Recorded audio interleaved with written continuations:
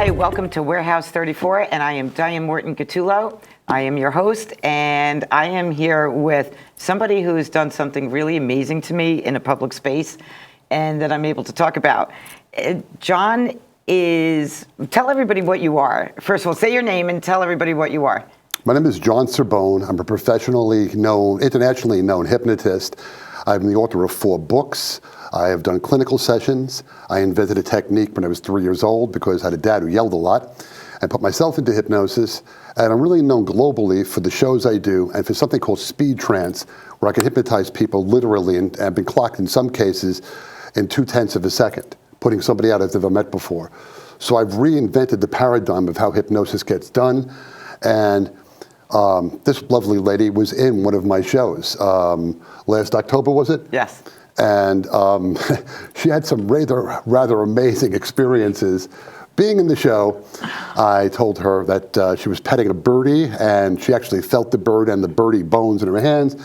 Oh. And then I also told her she was giving a raccoon CPR, as I recall. And you asked me, I very vividly remember, why am I petting and giving CPR to something that eats my garbage, was your exact words. And that will be indelibly etched in my memory for the rest of my existence. As a matter of fact, I'm writing a book on my show experiences, and that will be in there at some point. Feel free to quote me anytime. Yeah, absolutely. I have to say, but you're a terrific deep trance subject. I was aware of everything. When we started this, there were other people at this event. And so I sat on the panel part where everybody knew that they were going to be hypnotized, and all I said was, don't make me take off my clothes, don't make me say anything, dumb. I never thought I would have to say, by the way, I hate birds from the movie The Birds, and I'm terrified of sharks from the movie Jaws. Never thought that would have to come into play. So while you did your thing, I was aware of everyone around me, and I was watching the bar manager and the bartender, and they were staring at me, and they know me very, very well. So they were just staring at me and videoing me. And then you turned around and you went into the whole bird thing. And I remember being so freaked out that even though I was aware of everything around me, that bird was real in my hand. And I hate birds. I literally hate birds. And the girl next to me, I know her, she's a really, really nice person. And she's like, oh, what a pretty bird. And she was touching it. And me, I was almost hyperventilating, wanting to vomit, because it's the bird from the birds, and you were telling us, touch it. I'm like, oh, and I could. I believe you used the word skeeve somewhere. Oh, yeah, was, definitely. I skeeve it. Skin was crawling. Yeah. But again, it's an imaginary bird. No, it was real to me. But I know, but at the end of the show, you thought you had a bird in your hand. Yes. And you thought you were being chased by a shark at some point. You were swimming like a fish. And then you and the thought raccoon a lot was of other really things. disgusting. I'm like, with the raccoon. Well, you run into that once in a while. I had a bit that I was doing locally in Staten Island about, 20 years ago at the Staten Island Richmond County Fair thing. And there was one lady that was terrified of roller coasters, and I didn't know that. Mm-hmm. So I've since changed the way I word those things, that you're an actor, you're an actress, and you're giving it your all, and maybe you're up for an Academy Award, and Hollywood's going to give you big money if you do this, and everything. And she screamed so loud, she brought everybody else in the show out of hypnosis. So I had to put them back in again really quickly to keep the show going. And I just said to her, you're not going on any more roller coasters, young lady. Just relax, just relax. I believe at the time that was my accountant's wife. Oh, God. That was in the show. So, you're stepping on some landmines there, like, oh, how much money, So basically, yeah. I'm very careful about how I word this stuff. But I'm, since that show, a lot more careful about birds and sharks and other things. But again, well, I want to know something. Why, when I see you, I still feel the bird in my hand? Well, it's better than having 2 in the bush. No, this is true, but why do I still feel that? I mean, the experience is over. Your subconscious mind is always active. It's 94% of what's going on in your life. What's dressing you, feeding you, tying your shoes or slipping them on, you haven't got laces, or driving your car, or taking it to the bathroom, or feeding you, or taking a shower. Only when I see you do I feel the bird in my hand. Because you have a very strong capacity for visualization. And those are the people we're looking for to put into a hypnosis show. Because it's actually real to you, the way you're responding. And because you're responding in that way, you're the hit of the show. You were one of my superstars in that show. You were absolutely, you and that, there was some lady, I think, from Russia that was in that show that could Yes. really dance. Yes. And my next door neighbor's wife came with him and his sister, and she was pretty good in the show, too. She was really jumping around and giving it her all. Yeah. But you were terrific, especially the reactions, because I didn't expect you to be upset about a bird. I would never intentionally, and I say this publicly, I would never intentionally do anything to upset somebody, you know, like Right. a bird you don't want to touch or whatever it is. But the Jaws thing, when you're swimming in the water, you know, with the shark, that's basically you're a cartoon fishy. You know, when you're acting and you're behind a microphone, you're not really in the water with the shark. If you listen to the way I frame it, your mind took that and changed it over to, I'm a fishy and I better swim really quick. And it was really cute because you were doing this, like, you know, and you were wiggling, trying to... And Shark Week was going through my head. And, you know, I don't know, the apartment building shark, you know, the great white experience chasing me through the ocean, it was so real. I mean, I don't actually go into the ocean. I love the beach. I'm at the beach all the Right. time. But I don't actually go into the ocean because I'm really, really afraid Well, of I remember sharks. some years back at the Jersey Shore, there was reasons you couldn't go into the ocean, medical waste and other things. Right. So, you know, sometimes it's best just to go up to your knees. There was Not one now. time, I'm at much Breezy younger- Point in Queens, and the sharks are all over Long Island and the Rockaways, Right. and they're going into knee-high water. Right. And we actually had one, I think, 2 weeks ago, do like a crash. She breached through and flipped up in the air. I was like, holy smokes, this is a reason why I sit in my chair by the pool and stare at the ocean. My birthday is coming up later this month, and at an Happy earlier birthday, I decided it was time to do something a little silly. So I was at the Jersey Shore with some friends, and we decided to go swimming after midnight, which you're really not supposed to do. I didn't know that until after I did it. And it's amazing how somebody's subconscious mind will take over. And because I'm an expert with dealing with people's subconscious, being a hypnotist, it's funny how I can step aside for a moment and see clarity when other people can't. For starters, I only found out recently that sharks swim closer to the shore at night. So we risked that, and I didn't know that. But what happened was with the undertow pulling you away from the sandy part of the beach where you can walk out of it, and it being night, everybody lost their orientation as to where the beach was. So there was 3 other people. There was 2 young ladies and myself and another guy at the time. And, you know, I was much younger back then. And they started screaming, we're going to die, we're going to die. And because their emotional subconscious kicked in, and I just started to laugh. And they're like, what are you laughing about? I said, we're not going to die. Do you know where the sand is? I said, no. Well, we're going to die. I said, no, we're not. I said, calm down and get a hold of yourself. Well, how do you know we're not going to die? I said, which way are the waves going? Are they going towards the sand? Or are they going back out towards the ocean? Towards the sand. I said, so if we swim and the waves keep hitting us here, guess what? And we did that, and we're all alive. Well, first But of it's all, a matter of getting a hold of your subconscious and using it. The subconscious mind has so much power in it. You know, you hear these stories about elderly ladies lifting a car off a grandchild. Sometimes their bodies, you know, several weeks later are feeling the effects of that. But it's amazing to me how tied into our subconscious we are. And people don't understand the subconscious. And as a hypnotist, I've had to become an expert in dealing with it. There are characteristics to the subconscious mind. It's literal. It takes everything literally. So if you're wearing, say, a silly hat, and I come up to you and go, oh, yeah, a really nice hat, you're going to know I'm being sarcastic. But your subconscious mind is going to go, hey, this guy really likes this hat. I should get more of these. So there's kind of a push-pull between our consciousness and our subconscious, but your subconscious is running 94% of your life.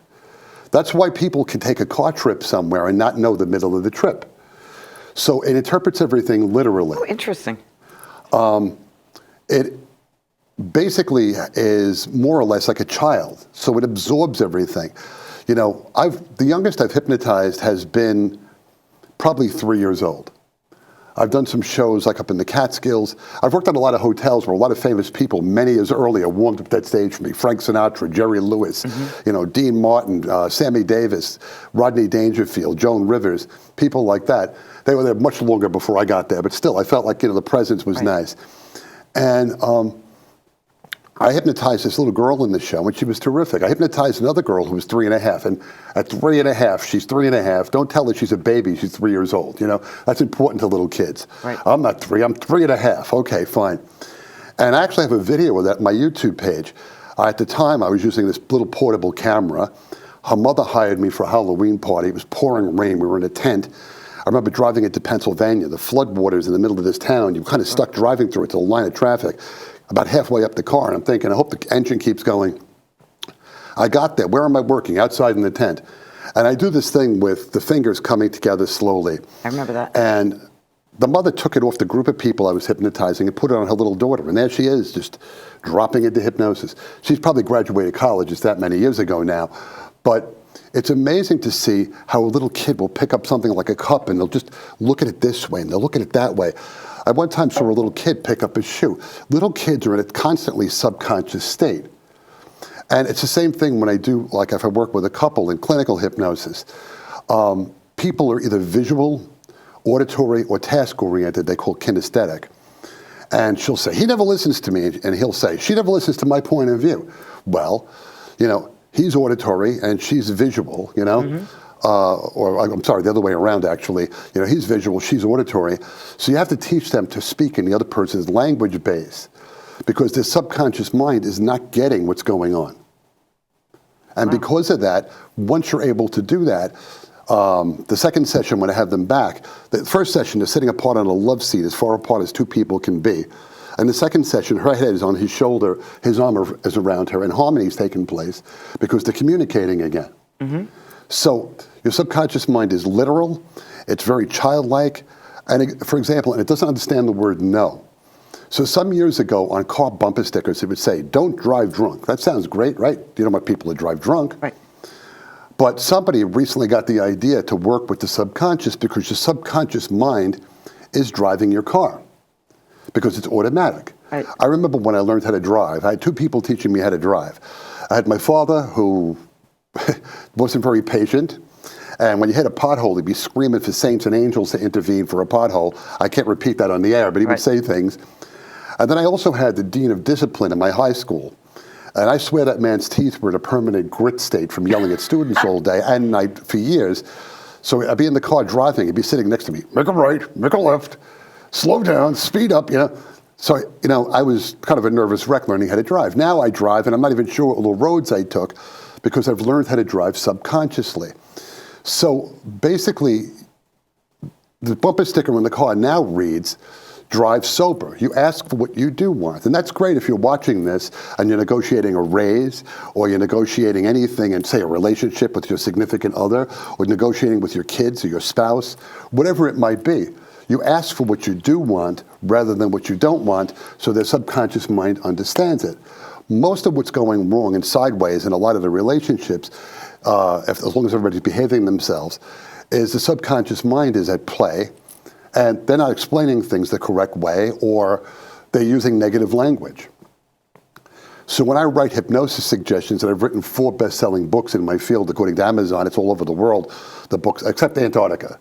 Okay. I've yet to penetrate that penguin market, but you don't like birds, we're not going there. And, I wouldn't be the one for you over there, yeah. So what happens is that you have to phrase these things. I remember once in grammar school, I was in several grammar schools because we moved around and they kept putting me in Catholic school. They said to rewrite the commandments, which I was told at a younger age, you should never touch those, but put them in positive language. Thou shalt not. Well, that's all subconscious negative, and the subconscious understands positives. So, if you want to boil it down, it's like, be nice, love your neighbor, do things and take the negative out of it, and it's easier to do whatever you put your mind to. Think about all the people who self-destruct, I can't do that. I remember once, a very young memory, I must have been about 3 or 4 years old. We had these kitchen knives, and my parents told me, don't play with knives. So I was sitting there with my grandfather. And again, I'm 3 years old, 4 years old, and my subconscious is interpreting everything literally. So the knife had a little piece of wood on one end, and they were dinner knives, maybe steak knives, and the other side was just a blade, and he spun it, and he said, do that. And I said, I can't. He said, it's easy, do it. And I said, I can't. And he's thinking, why can't he do this? And he said, why can't you do this? I said, because my mother and father said, don't play with knives. Because my subconscious mind interpreted that literally at that age. Right. So it's a matter of getting into the subconscious mind. And in my shows, after all the routines and comedy are over with, I always instill personal empowerment suggestions. It's my way of saying thank you to the people who were in my show. So You've had a 9-hour nap. You've had a 7-hour back and foot rub. You're on top of the world. All things in your life that you want to create for yourself, you'll manifest. You'll make them happen. All projects that you've been putting off to the side for years, you're now going to get on top of because you love yourself enough to get that stuff done. And it's amazing because I did a show last Monday. And it was for a senior citizen group out in the Five Towns area in the back of Kennedy Airport. Right. It's interesting when you drive out there, the planes come down very low over the top of your head. I once did a show in a backyard near there, and the guy said, "Oh, I have a sound system." And he pulled out a clock radio. And the planes were coming in so low over the houses in the adjoining backyards, I could see the pilots' faces as they were landing. Oof. I was waving to them. I mean, it was that noisy. And I'm always figuring out ways around situations where it's noisy. And one lady in the show that I did last Monday at the senior group just sat there and did nothing. Now, normally most hypnotists who are doing comedy hypnosis will send them on their way. But because this was older folks and elderly people, I figured, let me just let her enjoy the experience of being hypnotized. When I got done, she was all over me afterwards. She said to me, "I've had arthritis pain in my body for 40, 45 years. I have never had a day without pain in all those years, except when you hypnotized me." Aww. I had no aches, I had no pain. I'm riddled with arthritis. Every joint in my body has arthritis. Not when I was in hypnosis. I was totally pain-free. So there are lots of things you can do with hypnosis. For example, in the 1950s, they came up with the idea of painless childbirth. So a woman can have pressure and no pain when she delivers a baby. Mm-hmm. And I don't know how many years ago, it's yonder, let's say 15, 20 years ago, I gave a lecture in front of a group of people who were all born that way. They had a group that they got together and they just were all born through hypnosis. And they were all either very creative artists or very, very wealthy people. And I don't know if there was an association or tie-in in some way, but it's a tremendous ability we have within ourselves to rise above anything. There's a video of me at a fire walking school down in Texas where I walked barefoot. Sorry, a fire walking school? Fire walking school that was in Texas. They've since shut that down, but because the guy just moved on to another business. But there's a video of me walking barefoot on broken glass. Now, there was people at that event learning how to do that for 4 days. And I walked in because I was going to do a show that night for them. And they said to me, "Go walk on the broken glass." And I said, "I didn't take the training." And they said, "Your entire life is mind over matter. Go do that." And I said, "You're right. You know, you're walking the walk because you're talking the talk." And I took off my socks and shoes. And they hold your hand because it's slippery. But I walk barefoot on broken glass. And if you look me up on YouTube and type in my last name, Cerbone, and type in the word glass, it comes right up. And there I am walking barefoot on broken glass. With no cuts? No cuts. Now, at the time, my mother was still with us. And I called up my mother, and later that night, or earlier, before I did that, they went and said, "Go up on the stage and put your hand through this piece of wood." And I said, "Well, I didn't take the training." And they said, "Mind over matter." And I went up there and right through the wood. And if you type in Cerbone, my last name, and boards, it comes right up on YouTube. And you can see me do that. No pain, really. My thumb a little bit should have been a little closer to my hand. I felt a little something there. But otherwise, right through an 1.5 inch piece of wood. That night, I walked barefoot on hot coals, 1,200 degrees, with a bunch of other people, again, who had been there taking training. So people went to this school to learn how to do this? Yes. They asked me to be an instructor, but I couldn't keep flying back and forth. I'm busy working, doing shows. But I thought about it, you know, because a lot of corporations will do that to show you that you're more powerful than any challenge being dumped into your lap. And that's part of the motivational work I do with people as a private session, clinical hypnotist, and corporate hypnosis sessions that I do. And I empower people, as I say at the end of the shows. It's always about empowering people. I used to go to conferences like that. So that night I called up my mother and I said, "Guess what I just did?" She said to me, "Ooh, mischief again, mischief."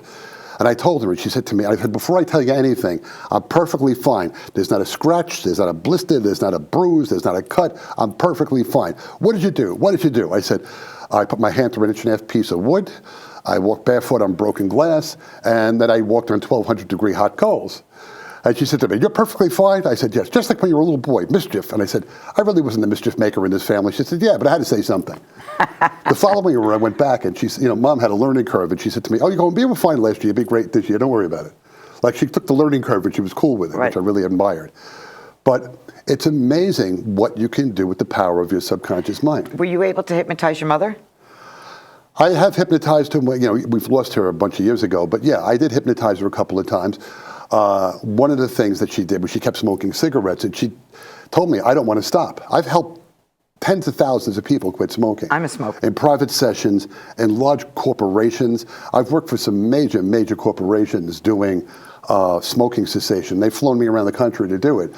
And I've had people come to see me who have tried everything. They've tried patches and pills and gums and laser beams and Yeah, the thing behind the ear, all that. I've had all of those staples in things. the neck and all that stuff. No, I've not done that. Yeah, the staples in the neck, that's kind of that's crossing a line for me. That's like you just make that face, that's exactly what I was thinking. Yeah. And it's like a bad Sinatra song, staples in the neck, you know, instead of strangers in the night. But they'll come in and crush out 3 or 4 cigarettes, which I have to clean up afterwards, and say, I've tried everything, and I hope this works. This is my last option. And it works. As long as they're serious about getting that out of there. Well, understand. I think that's the key. You have to really want to quit. Yeah, I mean, although I can tell you there's some moments when that's happened where I was doing a program one time in Virginia, in central Virginia, for a very large electronics manufacturing company. I don't know if I'm allowed to mention names on the air or whatever. Probably not, so let's... So that's why I'm not doing it, yeah. But they flew me in, and I used to go in there and I would do smoking cessation and then stress management or whatever it was. Or sometimes it was smoking, weight, and stress. I would mix it up, you know. And it's interesting because I'd be standing in front of the audience and then I'd open my eyes after hypnotizing everybody verbally and find that I was facing this way or that way or some other way. And I'm like, oh, I didn't realize I was over here. But I did stress management first, and then I did smoking cessation later in the day. And a guy who wanted to come from the corporation, one of the employees, he's an engineer, he had no intention of quitting smoking, but he wanted stress management, but he couldn't come earlier in the day. He was in meetings, he had reports to get out. So he came instead to the smoking cessation program, had no desire to quit smoking, and never picked up a cigarette again. Ever. I used to get emails from him every 6 months. Still haven't smoked. I may have to give it a try. I've smoked a long time. I've quit, you know, in between. But, I mean, and I remember going with a bunch of friends where we went to a certain doctor and we had something done to our ear, and nobody could pick up a cigarette. And I just looked at him and I took the cigarette out, I lit it, and I was like, yeah, and it didn't work for me. I knew it didn't work while it was going on. To your ear, it's not hypnosis. My thing is to get into your subconscious mind and ask your subconscious mind to release every thought, feeling, idea, habit, connection, past memory that you've had, and other things along that line. But that's the connection with smoking. It's always been sort of like an enjoyable thing, and you remember it. And, you know, if you go out for a drink or whatever, the cigarette kind of goes hand in hand, or a good meal, or a drive, you know, it's just that. And I guess that's what needs to be broken, the thought of connecting those two experiences and that's together. what I do. I get in there and ask your subconscious mind. Now, one of the things I've pioneered in the clinical end of things is speaking to your subconscious mind and getting the results you want without you even knowing. So say, for example, we set up a private session for smoking, or say the invisible person over here, you know? And I say, send me an email with 5 short sentences of what's going on, what's not going on, what should be going on. Or for the camera, I should go the other way, you know, this way, this way, this way. And maybe they leave out a few things. Well, I wasn't happy with that because I always want, whatever I do, I want optimum results. I want like fireworks on the 4th of July results every time I work with somebody. I don't care if it's a session, a corporate program, a training I'm doing with people who come as students, to conventions, for example, I teach at. I want my shows, every show I do, I want better than the last one because I'm competing against me. I don't care about anybody else's show when it comes to that. I just want to be better than I've ever been. But say they leave out 3 or 4 items. Well, one way around that is to ask their subconscious mind to become their friend, and in ways which I picked up from the Catholic Church growing up. There's a prayer. Heavenly Father, protect us from things both known and unknown to us. And I just kind of took that at stock value. But as a grown person who's a hypnotist, one day I was in church and I said, wait, that's great. Ask the subconscious mind in ways both known and unknown to you to break these habits. and to end this once and for all. You're done, you're free, you're liberated. But that wasn't enough. What if a person who comes to see me's mind believes they quit smoking 15 or 18 years ago? Are they going to smoke a cigarette tomorrow? Nope. What if, on another hand, because you work both sides of playing with time distortion, their subconscious mind believes they never started smoking in the first place. Are they going to smoke tomorrow? Nope. So I work it on every possible angle because they spend so much time eating and breathing and sleeping and thinking about hypnosis the way I do. And because I do that, I tend to get results. And I've published books then. My third book, for example, some people have told me they operate it like the I Ching, which is a Chinese book of fortunes, where they put the book on its spine, and whatever page it falls open to in the Chinese book is your fortune for the day. I have colleagues who tell me they put the book on its spine, and wherever it falls open to, those are suggestions that are going into the person's mind that day. Wow. That's how that book is written. And it's funny because I had a colleague who was a friend and a bit of a mentor at times. I remember, it's really funny because after he passed away, I did some self-hypnosis. And I felt, why am I feeling so strongly connected to this man? He felt the connection, too, between us. And he said to me, we've done this in past lives, potentially. Like, he had that vibe with it. And he really honored me one time. He said to me, "You were future me." I was like, ugh. This guy was on TV when I was a tiny kid. Right. And he said, "One day you'll go on to do great things." And people are telling me that now, so thank you, whoever says that, But my idea is to keep pushing past myself. So I did some self-hypnosis, and I realized, why do I feel like I know this guy my whole life? I saw him when I was a little boy on TV. He was on some TV show hypnotizing kids to do a comedy hypnosis show. And being a little boy, I said to my mother, "That was great. When is he on again?" My mother said, "I don't know. I don't run the network." I got a mom answer, Yeah. I said, "Well, I wish you did run the network, but I don't. So we'll just have to keep watching until he comes back," that kind of thing. But I have worked in shows with little tiny kids, grammar school age, even almost preschool in some cases, 3 years old, 4 years old, 5 years old. I've done shows with 90-year-olds in them. But the 90-year-olds, I don't get them up dancing too much. That's probably smart not to do that. But I've done fundraising events where I'm the key entertainer at the event, and the event has raised $750,000 to fight cancer. Nice. Very nice. So I've done a lot of this stuff. And I just came off the season in June of doing these project graduation shows where I keep the kids from car accidents and drunkenness and drugs. And somebody alerted me some years ago to the idea of pregnancy. I went to an old boys' school, so that's not really foremost in my head. Right. But it's an all-night event where hypnotists go out and we keep the high school kids from doing silly things to themselves that are going to hurt them. And most of those shows start between 2 and 4:30 in the morning. Right. Well, the bewitching hour. Yeah, so I do the show, then they feed them breakfast, and they bring them back exhausted to their home, and they sleep off the first full day of graduation. And it's kind of grueling on the hypnotist, I got to say, because I'm on like night hours, and it's like, you're getting up and you're bumping into walls, you go to bed at, I don't know, 5, 6, 7, 8 in the morning, and you get up at like 2, 3, 4 in the afternoon, and then you're thinking, I got to, get out there and do it again. And for movie fans from the late 70s, early 80s, it's kind of like Saturday Night Fever. I put on that shower, and all of a sudden I'm in there, I'm dancing around, and I'm ready to, get out there, and you do your hair, and you put on your outfit, and you get out there and drive to some place, and then you're banging out that show, Yeah. And it's wild. I've done as many as 5 shows in 26 hours. Wow. I've had corporate gigs in the middle of that. I did one time for a major insurance carrier up in Hartford, Connecticut. I just did a show there recently as well for a high school. And I left that show at like 5:30 in the morning and had to drive to Connecticut from like New Jersey in Branchburg. And I'm driving on this route, 15 Merritt Parkway into Connecticut. Right. And the sun is right at the edge of the road. So you're blocking the sun, you're exhausted. And I get to some motel that I check into that I've booked, and I'm getting calls from the event planners at like 5:30 in the afternoon. Like, where are you? I'm in the hotel. Where do you expect me to be? Well, we want you here. I said, the show's at like 9:30 or something. Calm down.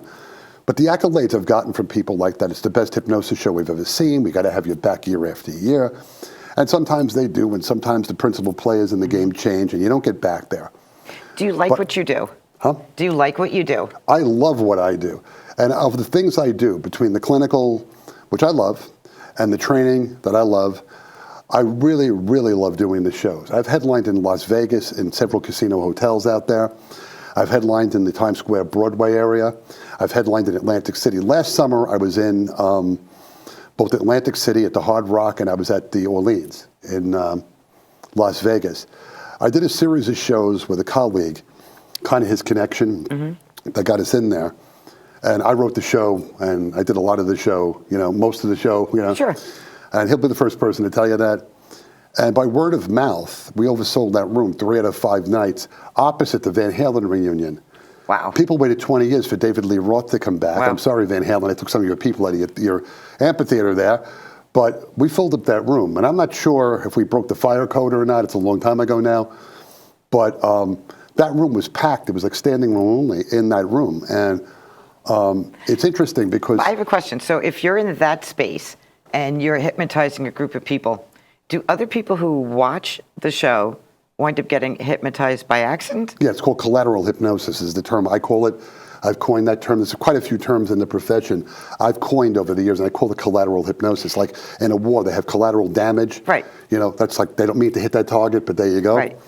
So to me, it's collateral hypnosis. Now, what happens if they leave and they're not there when you bring the other people out? I always keep an eye on the audience, and if somebody pops into hypnosis, I bring them up on stage so they're safe. I'm curious. I'm just curious. That recently happened at the Z2 Lounge and Diner here in Staten Island. I did a show there last Friday, and 2 people watching the show popped into hypnosis. Now, I think he wanted her hypnotized, and I think she wanted him hypnotized. And when I went to go bring them up, they were like, no, I want him. No, I want her. And by arguing, I just put them back in their regular seats, and that was fine. Right. But I did a show one time at the school where they filmed Dead Poets Society with Robin Williams. And that theater was scalloped out in such a way where it ran like there was a break in the middle, like a big empty space, and then 6 stories of seats going up here, and 6 stories of chairs going up here. And the people who collaterally hypnotize are never on the aisle in the front, usually. They're always way up in the back someplace. Right. And I had to run up. I had more weight on me back then. I've trimmed down a lot. I had to run up 5 flights of stairs, basically, to get this guy up in this corner, and then drag him down, and then run up 6 flights of stairs on this side and grab that woman and bring her down. I did a show once in New Jersey at a high school, and to keep the people hypnotized, them like floating, drifting, dreaming, relaxing. And this one kind of larger lady that was in the middle over here in the back of the auditorium, I had to have her step over people's feet, because it was like being in the movie theater. You got to step over to get out. Right. And as I'm saying, floating, drifting, dreaming, she's going. And I'm like, why is she doing that? And then I realized this, not you, everybody else up on the stage, and the whole room laughed. Oh my God. I also write a lot of my own stuff. Mm-hmm. So when I spoke to a colleague's wife out from California a couple of years ago, and I said, I write a lot of my own stuff. And she said to me, oh yeah, everybody says that. No, I do. I have like over 500 routines at this point that I've either written or originally were trained with a long time ago. They're kind of stale, the old ones. I don't use them much. I mean, I do hot and cold and a couple of other things because I didn't invent that. But you have to change the sensory input so people will feel things in their hand, for example, as we discussed earlier. Birds, sharks, and raccoons. But you did take that well. You're a trooper. I'm so proud of you. I didn't cry. That's the big part. I didn't cry with the bird. I didn't cry with the shark, and I didn't cry with the raccoon. Yeah, it's all good. But again, I write a lot of this stuff, and I've actually had some people write for me. We'll get to that in a second. But I had to drag these people out from up above into the show, and that happens quite a bit. And sometimes people come up into the show and they want to play games, or they're kind of worried about their spouse or something, or their significant other. And if they pop out of hypnosis, I can sometimes do an exchange. I pull somebody out of the audience and I put them in the show, and I take somebody who was up there and I put them back in the audience. I've had some wild moments with shows. I did a show one time at a major university in the Washington, D.C. area, and they put out 38 chairs with no assistant to help me. That's a lot of people for one person to juggle in a hypnosis show, because they have to be animated. You don't want them falling on the floor, And 10 additional, this is their freshman orientation. And 10 more kids who are freshmen to be, just lay it on the stage. And I said, you got to go. I haven't got any chairs for you. And they said, no, we're just not leaving. And somebody pops out, we'll go in the chair. So you remember that concert movie from the 60s, Woodstock? I call it my Woodstock show. They were all laying on the floor like, the hippies in that movie, and they wouldn't leave. So if somebody had a tinkle, I'd send them to the bathroom, I'd pull them out of hypnosis. And eventually I got rid of 10 people, and I took the 10 that were on the floor, and I put them in the chairs, and it worked out really well. Another time at that same university, and they use this room as an alternate meeting place for the U.S. Congress. If they're painting the Capitol building, they meet there. Right. So you'd imagine, they have a working sound system, but not so much. So the first quarter of the show, they announced me on, and I'm fine. I walk out, and the guy looks at, he's pointing at the microphone. He's going like this. It's no good. He's doing this like stretch, like taffy, So I'm there, and I'm doing some stand-up comedy because back in the day also, I had written some jokes for Rodney Dangerfield, and I do a fairly decent Rodney, I'm told. So I was doing some of that to stretch, but I'm talking to thousands of people with no microphone, and I'm kind of like yelling. You can only project so much. That's a rough one. Yeah, it is. So for the first quarter of that show, I had no microphone. The second quarter, I had a little bit of microphone. It was on and off. Third quarter, I had more microphone. And the fourth quarter, I had no voice from screaming, So oh, my goodness. One of the things I have to be very careful about is protecting my throat. Mm-hmm. Like today, as you're interviewing me, I have a slight allergy thing going with my ears today for some reason. But frankly, I love doing the shows just about, if I hit millions of dollars in the lottery tomorrow, not that I play very often, I would still do the shows because I love them that much. Because you walk out like a celebrity, you hypnotize these people, you empower and inspire them at the end is my gift to them. And then you walk off and you get paid somehow. I mean, it's really very little downside. Now, I've seen some not up to par hypnosis shows from other people at times.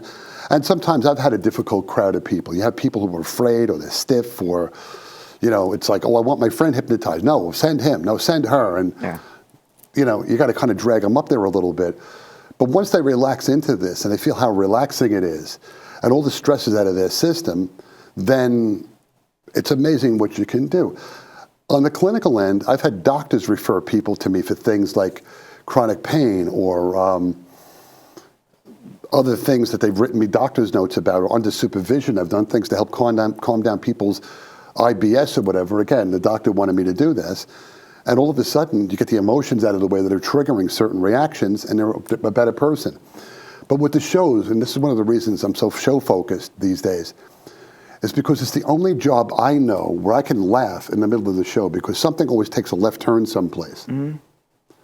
And it's not a reaction I've ever seen before or expected or if I'm doing something new. I do a lot of shows for religious Jewish groups. They hire me a lot too. And I did a thing one time at a major university in Manhattan, and I said, you've got a cute little puppy or a kitty or any animal you want in your lap. And it was this, it was a Jewish group, and as I said, and this girl is petting this imaginary animal. And I said, what do you have there?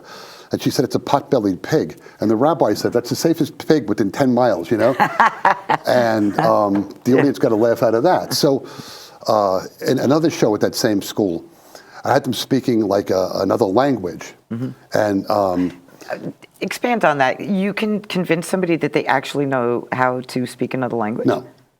They do their version of it because it's comedy. Okay. And Just one asking. kid in the audience said, make that guy speak Japanese. And one guy did, because I didn't know it, because there was a cluster of kids in that college that were studying Japanese. And he was talking to the person. I said, well, then you speak Japanese back to him. And the person who actually spoke Japanese was screaming at this person, you're an idiot, that's not Japanese. And I didn't know that until after the show was over. But there's a lot of crazy situations I've been thrown into also, which are not preferable to a hypnosis show. I did a show one time for an ethnic group, let's call it, in New Jersey. And it started to pour rain. It was pouring rain when I got there. Like I drove there following the taillights in front of me. It was that kind of hard rain. You can't even see the lines on the road. And when I got there, this lady came out with this Dr. Seuss cat in the hat on her head. And she said, you can't park there. I said, I'm the hypnotist. She said, oh, come right in. I said, where are we doing it? Inside this giant tent? Oh, no, out there. I said, it's pouring rain. And she said, the Lord will provide and it'll stop raining shortly thereafter. So they dried off the chairs. And while I'm hypnotizing these people, the rain starts again. I am soaked like I dove into a pool of water with my clothes on. My socks, my shoes, my underwear, I'm drenched. And I'm squishing around. And they were asking for some routines, and there was kids there, and some of it was more Vegas, like the pregnant man has a baby. I don't want to do that. I'm not going to have a 7-year-old boy going through whatever that is, No. And I said to the lady, I'll do the other routines. I'm not doing that one. But I saw that somebody in Vegas. I said, this is not Vegas. There's kids here. Right. And as the show ended, the chairs were this way. I was over here. And a rainbow appeared behind us. And these people thought I made a rainbow. And obviously, if I could make rainbows, You just walked out, that's all. I would be at the Super Bowl once a year getting a lot of money to make a rainbow, Yeah. But they were reverently touching my foot with their head in the mud, actually, telling me, like, you're some kind of exalted person who can make rainbows. I don't claim any credit for the rainbow. It was just a happy circumstance. Right. Some religious scholars I've spoken to over the years said that there was a blessing from on high, that they, whatever that was, right? Whatever it was, I'm happy the rainbow happened. Right. But there's a lot of, another time at a high school in New Jersey, for example, one of my shows, I had a couple, and I made a couple out of a boy and a girl who didn't know each other. They were sitting next to each other in the show. And I said, you're having a really bad argument. Now, I've done that in college, and that gets a little bit more raucous. I've done it in high schools, and it's, she stole my homework, And I did it in the grammar school show one time, and it was like, he stole my ice cream. So it's based on the age, what they're complaining about. And I said, now you're the most lovey-dovey couple in the world. I actually have a clip of them somewhere on my YouTube, and a very old clip that I have. And their arms are around each other, and they're hugging each other. The following year, I came back to the high school, and they said to me, as soon as we get into college, we're planning on getting engaged. We never knew each other before your show, and now we're madly in love with each other, and we can't wait to get married. Oh, that's so nice. So there's a marriage made in hypnosis, I guess. I don't know, but whatever it was, who's complaining when there's love involved, That's really nice. So they were talking about having me come and do a show during their wedding. I haven't heard from them. Hopefully they're still in love, and things are going well. But there's a lot of left turns that happen in shows like that afterwards, where all of a sudden, like, I've had people, I did a show one time, another for a senior group up in Teaneck one time. And there was this woman of Irish extraction, Irish descent, born in America, no accent. And she too had arthritis. And she got up and she was doing this like Irish step dancing thing for me. She said, I want to do something for you personally. I said, okay, I didn't know what that was. And she started dancing, and she said to me, I've been able to do this in 40 or 50 years. She said to me, and now I can do it. I have no arthritis pain in my body. I got healed, I feel, from your show. Because you made her feel like she could heal herself. Yeah, I mean, that's I really can't cool. say the arthritis disappeared. I can say she was more flexible and able to move around. And maybe on some level, she wasn't giving her power away to, oh my goodness, I can't do this anymore. Right. How is it when you do, when you hypnotize yourself? How does that work? Let me take you back to the beginning when I was 3 years old. I had a father who was a police officer, later a detective, very famous actually. He solved the largest demanded ransom kidnapping and received money ransom in the U.S. at the time. I don't know if there's been higher numbers than that. They've actually taught classes on this kidnapping in John Jay College in Manhattan. And so he was well known.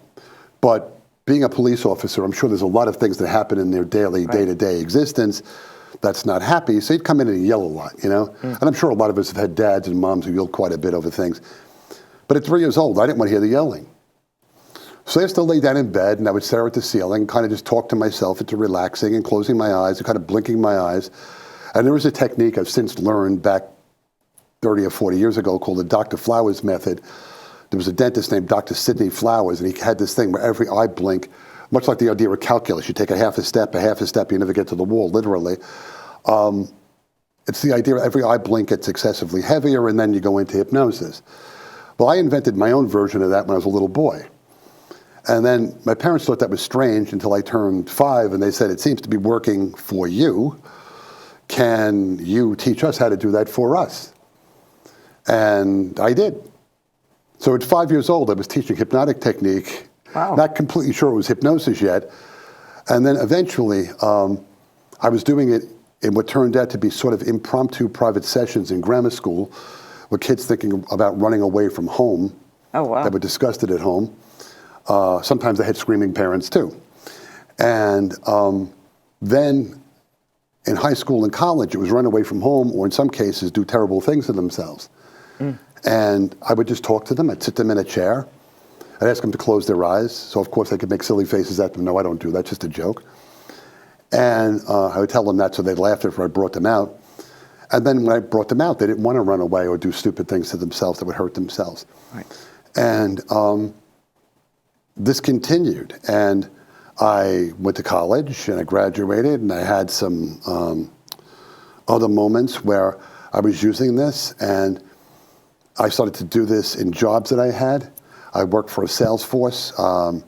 If anybody's a movie fan, the company I worked for was an insurance company. They moved out of there. They filmed the movie Glengarry Glen Ross there, where I used to work. I was watching the movie boy and go, boy, that really looks familiar.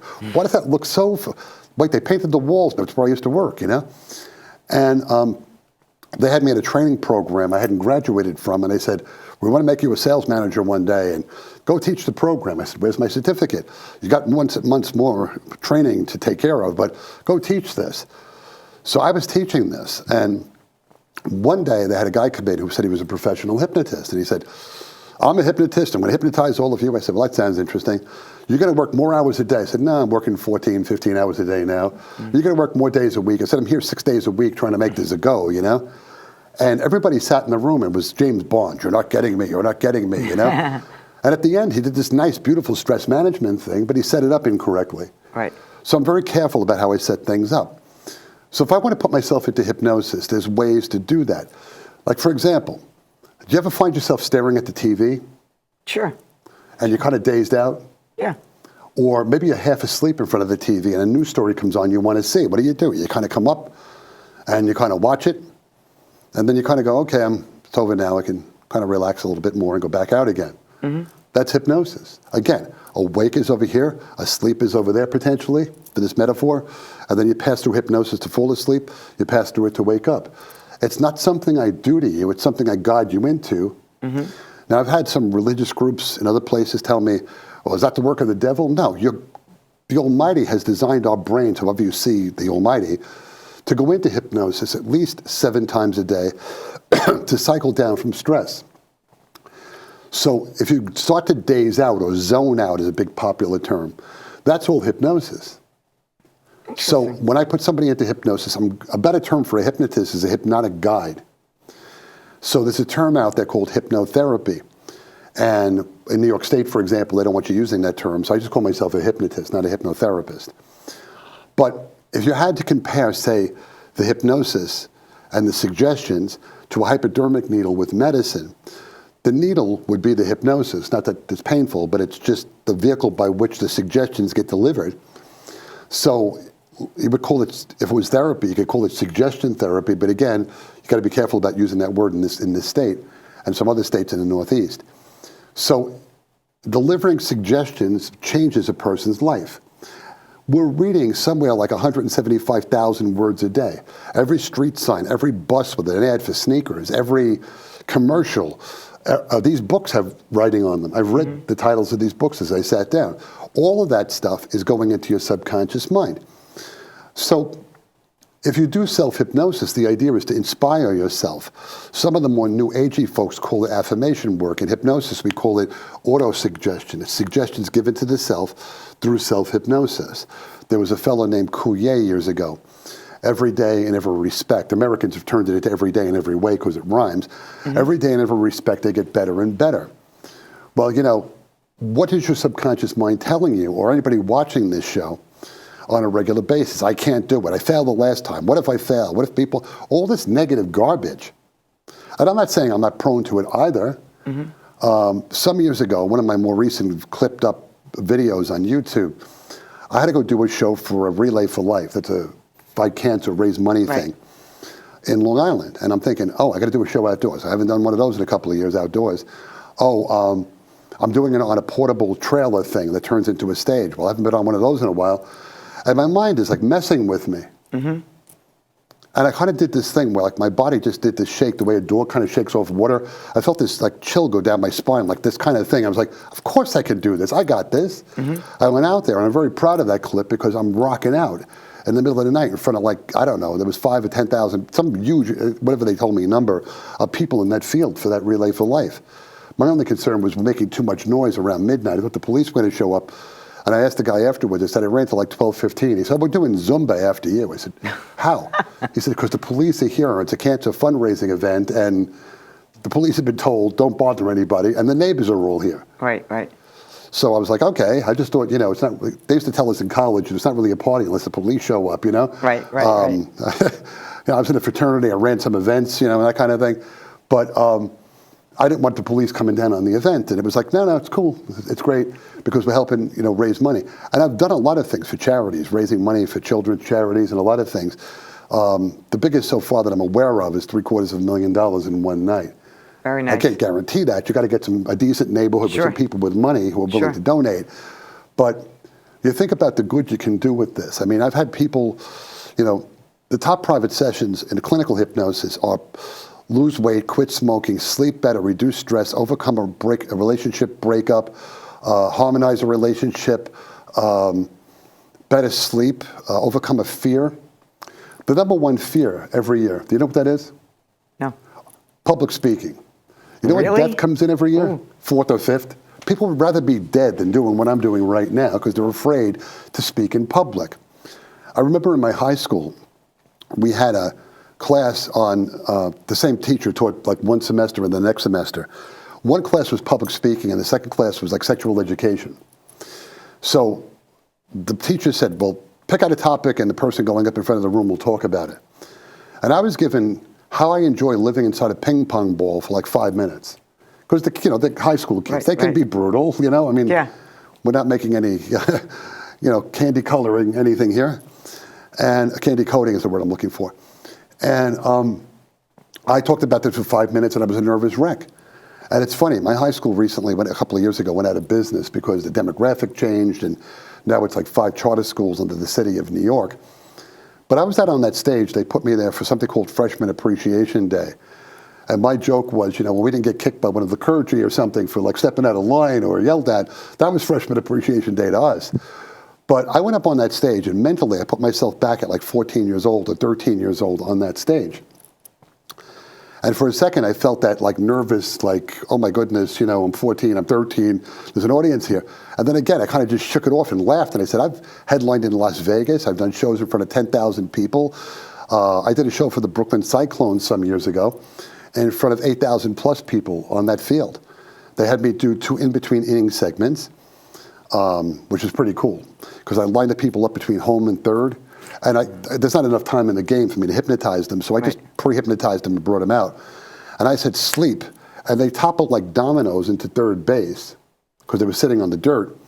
And there I was on the jumbo vision. I'm like, how big is the Budokan in Japan and how many people can we put into an audience? Because that's just such a rush. Sure. That field had to be, I don't know how they play ball then. It's got to be 110 degrees or more with the sun beating on it. And then I did a 45-minute game closer. And I had them milking cows that weren't there and dancing and a lot of other crazy stuff. And I just love this. It's really what I feel I'm here to do. Now, I do empower people, and I think that's a good portion of what I do too. But a gift for the people at the end of the show is personal empowerment. So to put yourself into hypnosis, all you have to do is figure out a way to zone out and then give yourself better suggestions to answer your question. I do loop around a little bit, but I will get there. No, that's okay. That's okay. Listen, And I've been to your show and I participated in it, and I'm so glad I'm able to share this with everybody because, I know exactly. I still have that stupid bird on my hand thanks to you. But I liked it. It was something really different and unusual. I mean, it was a really fun experience to see it. And I've been to shows like all over and seen all different things. And sometimes I leave. I mean, certain people have done certain things to me where I'm just like blown away. I met one man who set my hands on fire, literally like on fire. And when it was done, I just had 2 black marks on my palms and my hands. Could never figure that out. Do not try this at home. No. No, he was. He did a lot of like dark illusion stuff, and then what you did with the bird, those things will stick in my mind forever. Right. Because I'm always going to have the stupid bird and my hands on fire moments in my head. So you two guys will always be with me. But I'm so glad we were able to talk about stuff like this because it's something really different and unusual. To me, it's every day. Because I eat and breathe and sleep this. My stage name is the Trance Master. My friend Orman McGill, who is this man I talked about on TV years ago, he had written 25 books of his own. He collaborated on an additional 25. He started his 26th collaboration with me, and then he was 92. He passed away. But he said to me, you'll do great things, and you'll invent great things. I've invented, as of this past summer, 100 ways so far to hypnotize people this quickly. And I've done it on live TV. I've done it for MTV. I've done it on Fox News, other local TV stations and stuff, morning programs. It's been a while since I've done the morning programs. If somebody sees this and wants a guest who can actually work that quick, look me up. But Orman said to me, you need a cool stage name. Back in the 40s and 50s, his stage name was Dr. Zom, like zombie, with the IE end off the end. And I programmed my subconscious to do this because he said to me, you got to come up with this. His nickname was the Dean of American Hypnotism. So if the Dean tells you something, step up. Much like the Dean taught me to drive the car, the other Dean. Yeah. But this guy was friendly and not grinding his teeth at me. And I went to bed one night and I had a show. I was in the middle of doing a show and I finished the show and I came off the stage and it was for a religious Jewish group. And one of the elderly ladies walked up to me in the dream and said, you're such a trance master. And I woke up, I went, well, there it is. So I used that and I put it together and I called up Ormond out in Palo Alto, California. And back in those days, he thought the long distance bill was going to be tremendous, but it wasn't as bad as he thought it was. Yeah. And that's funny for all the people who are young who are watching the show that have no idea what we just said. Long distance. Yeah, but back then, back in those days, because it was early versions of this, you would dial into an outside computer, and then it was like 2 cents a minute or something. Mm-hmm. And he said, "That's your name. I approve of that." And then a couple of people started to use it as well. So I had to take a federal trademark on that. So I am the only trance master you will ever meet, because if they're doing that, they're infringing on my federal trademark for Trance Master. Wow. But it is catchy. People do like it. And it's an easy way to remember who I am. I don't own the domain without the hyphen, because somebody else owns that and they keep renewing it. But I do own the domain name with the hyphen. So it's trance-master.com to find me, or Hypnosis Stage Show, or world-famous-hypnotist.com. I think that everybody would have a good time if they came to see one of your shows. It is a fun experience. It's really nice to go out in a group with of people and do that. And I'm sure the people who watched me had a good time watching me freak out over bird, shark, and raccoon. And they still. But you were dancing and having a great time at the end of the show. Yes. I got to tell you can work it, girl, like they say on MTV. You were jumping around like a teenager. Thank you. They still, one friend made a meme out of my expression, and they still send it around once in a while of how I behaved with the bird. So it was a lot of fun. It was a really good time. And I keep it family friendly, if you notice, too. Yes. Well, that was my concern, because I'm not a very trusting person. And I'm also not easily swayed to do anything. I'm not afraid of talking publicly. I'm just, I think it's part of my Brooklyn, my Brooklyn personality. So I didn't, I'm like, he's not going to be able to hypnotize me. It's never going to work. It did work. But I did have the concern. I'm like, if it makes me do something stupid. Well, at the end of my shows, I always tell everybody we're and I going was to be great, appreciative good friends. that you didn't say anything, that you didn't make anybody look foolish or say anything stupid. No, because we don't know you. I want to love those people. I want those people to love me back. There's no reason why I should do that. Some people do, though, when you go see those types of shows. Some people, you look at them and you go, oh my God, no, I'm not getting up there. No. But it was a nice experience with you. It's in good taste. Yeah. Even when I'm working a bachelorette party, your favorite body part got bigger. Oh, my hands, my nose, Look at this. This has gone by so quickly. I told you. I can't believe it. Oh my goodness, it's like you hypnotized me. Everybody, thank you so much for tuning into Warehouse 34, and I will see you soon. Love you. Thank you.